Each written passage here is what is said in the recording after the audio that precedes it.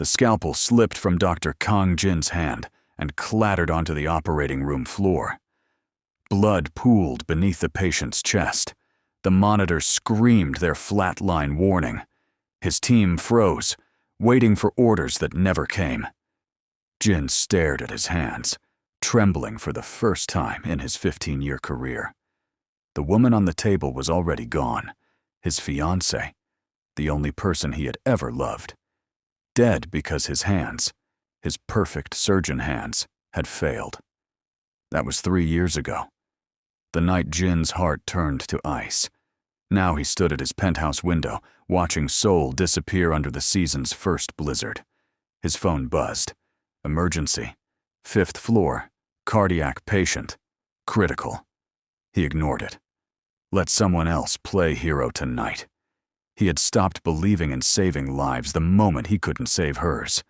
But his assistant burst through the door, breathless and panicked. "Doctor, she's dying. 23 years old. No one else will treat her." Jin didn't turn around, then let her die somewhere else. "Sir, she's black. The other doctors are refusing. They're saying it's too risky, but we both know why they won't help." Something dark and furious sparked in Jin's chest. Racism. In his hospital. The one thing that still made him feel something besides emptiness. He grabbed his coat and walked out without a word. If you've ever felt invisible, abandoned, or judged by those meant to help you, stay with this story. Drop a heart emoji in the comments right now, because what happens next will restore your faith. And don't forget to subscribe, because stories like this, they change everything. The emergency room was chaos. Nurses shouted vitals. Machines beeped their warnings. And in the center of it all lay a young black woman, her body convulsing, her skin ashen gray against the white sheets. Hypothermia and cardiac arrest. She had maybe minutes left. Jin's hands moved on pure instinct. Chest compressions. Defibrillator charged. Clear. Her body arched off the table. Nothing. Again. Clear. Still nothing. One of the nurses whispered, "Doctor, maybe we should call it." Jin's eyes turned to ice. "I didn't ask for your opinion. Charge to 300. Do it now." The room fell silent. He pressed the paddles to her chest one more time. Her body jerked violently. Then the monitor beeped. Once. Twice. A rhythm. Weak but steady. She was alive. Jin stepped back, his chest heaving. He hadn't realized he'd been holding his breath. For 3 hours he worked to stabilize her. Warming blankets, IV fluids, medications to support her failing heart. His team watched in stunned silence. They hadn't seen him fight this hard for a patient in years. When she was finally stable, Jin stood outside her room staring at her chart. Name, Amara Okafor. Age, 23. Occupation, graduate student. Emergency contact, none. No family. No friends. Completely alone in a foreign country. Just like him. He turned to leave, but her voice stopped him. Weak. Barely a whisper. "You saved me." Jin didn't turn around. "Don't make it a habit. Next time, I won't be here." "Why did you save me if you don't care?" The question hit him like a fist to the sternum. He walked away without answering because he didn't know the answer himself. That night, alone in his penthouse, he couldn't stop seeing her face. The way her eyes had opened for just 1 second before she collapsed again. Deep brown eyes filled with fear and something else. Something that looked like recognition, as if she had been searching for him all along. The next morning, Amara woke to white walls and the smell of antiseptic. Her body ached everywhere. Her chest felt like it had been crushed. Then she saw the bill on the table beside her bed. 15 million won. Her entire world collapsed in that moment. She had exactly 47,000 won in her bank account. Her scholarship barely covered tuition. She worked 2 part-time jobs just to afford her tiny studio apartment. This bill would destroy everything. Every dream she had sacrificed for. Every struggle she had survived. Gone. The door opened, and Dr. Kang Jin walked in, his face as cold and unreadable as stone. "You can't pay," he said. It wasn't a question, it was a fact. Amara lifted her chin, refusing to let him see her break. "I'll find a way. I always do." "How?" he asked, his voice sharp. "You're an international student with no credit, no guarantor, no family here. No bank will touch you." His words were brutal, but true. Amara felt her throat tighten, but she refused to cry. Not in front of this man who looked at her like she was just another problem to solve. "Then I'll work," she said, her voice steady despite the terror flooding her veins. "I'll clean your hospital. I'll do whatever it takes. But I won't run from my debts." Something shifted in Jin's expression. So brief she almost missed it. Respect, maybe. Or surprise that she hadn't begged. "Fine," said coldly. "You'll work for me directly. 12 hours a day. No complaints. No sick days. Until everyone is paid. Do you understand?" Amara nodded, her heart pounding. She had just made a deal with the coldest man she had ever met. What she didn't know was that Jin had just made a decision that would shatter every wall he had built around his frozen heart. And neither of them was prepared for what came next. Amara's first day at the hospital was hell. The other doctors whispered when she walked past. The nurses gave her the worst tasks, organizing contaminated waste, scrubbing floors that didn't need scrubbing, running pointless errands across the massive building. One nurse, Kim Soo-ah, cornered her in the supply room. "Who do you think you are?" she hissed. "You don't belong here. Dr. Kang will get bored of his charity project soon enough." Amara said nothing. She had learned long ago that silence was her best weapon against cruelty. She worked without complaint. Stayed, late every night. Skipped meals to save money. Her hands became rough and calloused. Her body ached constantly. But she never stopped moving, never showed weakness, never gave them the satisfaction of seeing her break. Jin watched from a distance. He told himself he was just monitoring an employee, making sure she fulfilled her obligation. But that was a lie. He watched the way she hummed while organizing his files, soft melodies from a home she couldn't return to. He noticed how she smiled at elderly patients, even when they looked at her with suspicion and fear. He saw her hands tremble from exhaustion, but she never complained, never asked for breaks, never demanded the basic dignity she deserved. And something inside him, something he thought had died 3 years ago, began to crack. One night Jin found her asleep at his desk, her head resting on a stack of medical journals. A piece of bread sat beside her, half-eaten. Her dinner. He stood there longer than he should have, just watching her breathe. Her face was peaceful despite everything she carried. The debt. The loneliness. The racism she faced every single day in his hospital. He picked up his coat and draped it over her shoulders. Then he left quickly, as if he could outrun the warmth spreading through his chest. But it followed him home. It invaded his dreams. The image of her sleeping face, vulnerable and beautiful and utterly alone. 2 months passed. The hospital grew colder as winter deepened. Amara's debt barely decreased despite her relentless work. She began to realize the truth. At this rate, she would be trapped here for years. Her PhD would slip away. Her dreams would die in this sterile building. One evening, she was leaving late when she heard shouting in the parking garage. A drunk man was harassing Nurse Soo-ah, grabbing her arm, yelling obscenities. The same nurse who had tormented Amara for months. Amara didn't hesitate. She stepped between them. "Leave her alone." The man turned, his rage on her, his face twisted with alcohol and violence. "What did you say?" he slurred. "You think you can tell me what to do?" He shoved her hard. Amara's back slammed against the concrete wall, pain exploding through her ribs. Then everything happened at once, a blur of motion. The man was suddenly lifted off his feet and thrown against a car with brutal force. Jin's hand was wrapped around the man's throat, his face a mask of pure fury.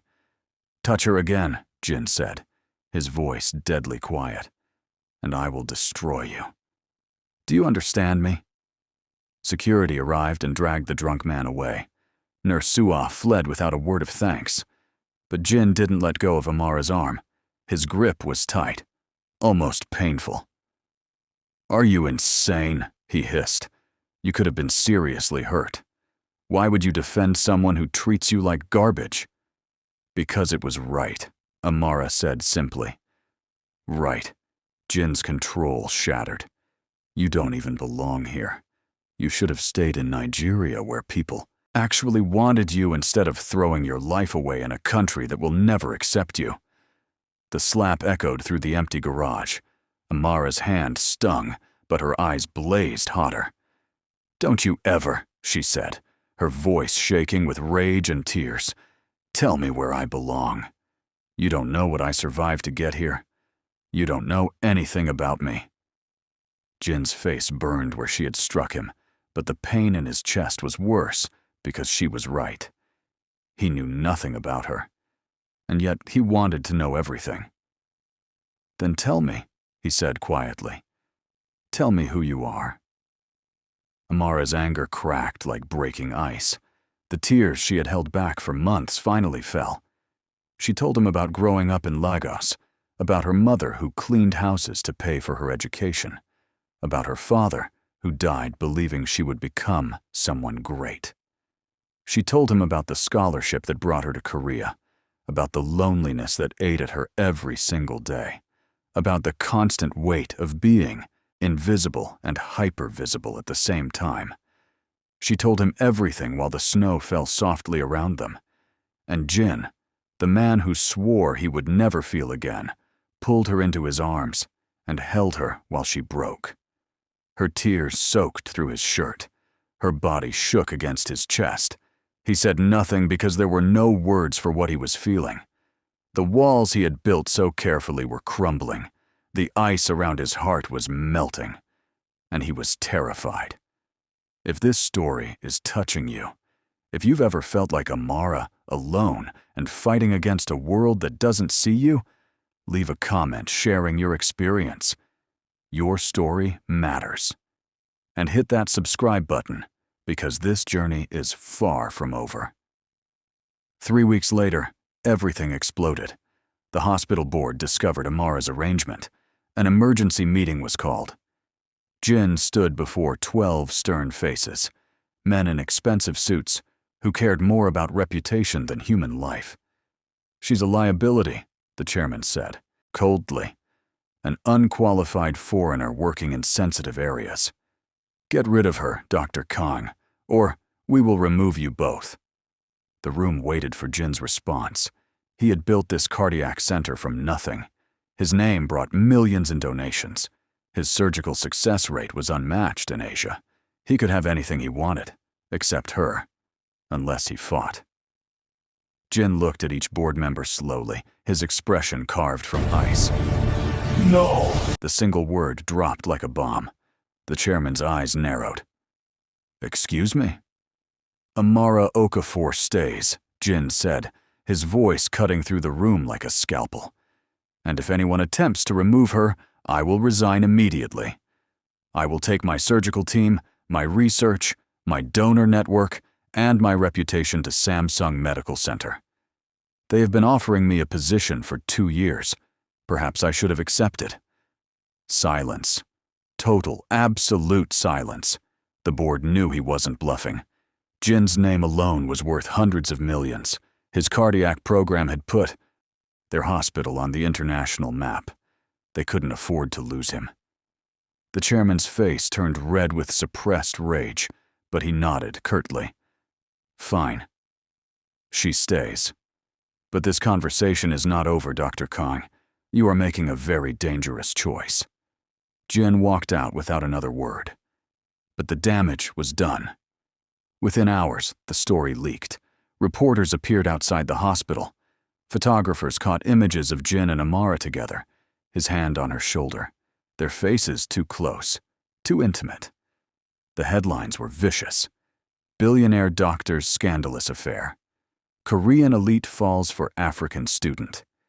Is love colorblind or just blind? The comments were worse. Thousands of people she would never meet felt entitled to judge her existence.